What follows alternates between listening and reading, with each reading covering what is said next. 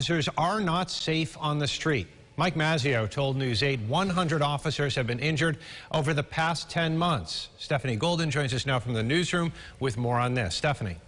Well, Adam, Mazzio says officers are being injured while trying to get people to follow verbal commands.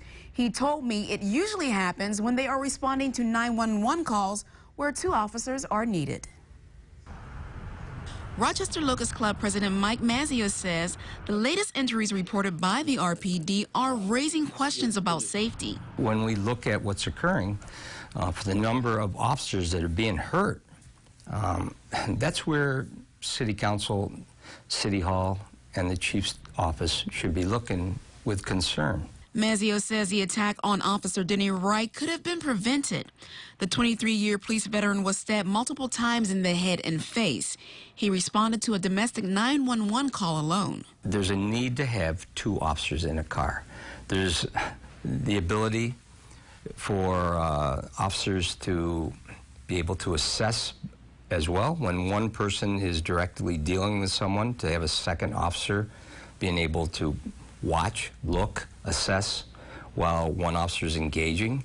The RPD put 2 officers to a patrol car 9 days after the Officer Wright attack. Last week, another RPD officer was assaulted on 1st Street. The assault came 2 days after the policy was stopped, a move Mazzio doesn't understand. So I can't understand any logic that would say for a period of time it makes sense to have 2 officers in a car. Now it's okay to have 1.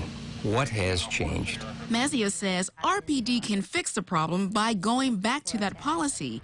He says officers are in need of extra protection. We have to ensure that the officers are safe. If they're not safe, no one's safe in this community. In a statement, Police Chief LaRon Singletary said, "I can assure you, if there was a 100% way to guarantee that an officer would not get hurt in the course of their duties, we would be doing it. It is unfortunate that people continue to choose to resist arrest by fighting with police officers who are trying to do a dangerous job." In the newsroom, Stephanie Golden, News 8. Adam? Stephanie, thank you. According to police, the unidentified officer was taken to Highland Hospital and treated for minor bruises.